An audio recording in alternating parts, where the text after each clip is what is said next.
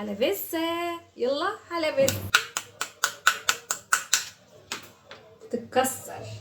يلا حلبسة. ده بقى اول مشروع عملته في حياتي من ذكريات الطفولة. بصراحة ليت الزمان يعود يوما.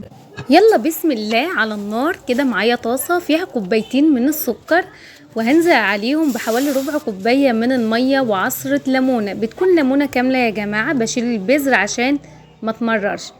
بسيبها على النار وبجيب خلة بقى واحط التفاح فيها. بيكون التفاح ده متنشف علشان يعرف يشيل السكر او العسل اللي احنا بنعمله. في الوقت ده بعد ربع ساعة على نار هادية جدا عشان ما يتحرقش، كان السكر معايا اتعمل زي ما انتم شايفين. لو غمق عن كده هيمرر ويتحرق. في الوقت ده بقى هنزل بلون بودر، لون احمر بودر هيديني اللون الجميل ده.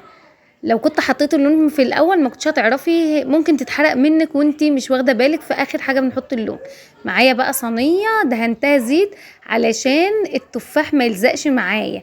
هنا بقى بحط التفاح، بس لازم اسيبها تبرد حوالي يعني 5 دقايق كده ترتاح. وكمان لو مسكت معاكي بترجعيها على النار تاني، مفيش اي مشكله. هعمل كميه التفاح اللي معايا. انا كان معايا حوالي كيلو ونص، كلنا منه كام واحده؟ قولي حوالي كيلو من التفاح. الكميه دي قضت التفاح اللي معايا كله. ياه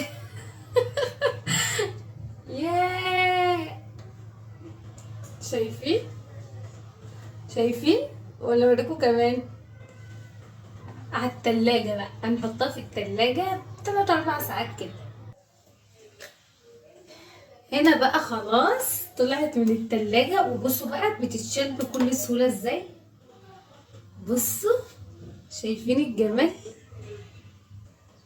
اول مشروع عملته في حياتي.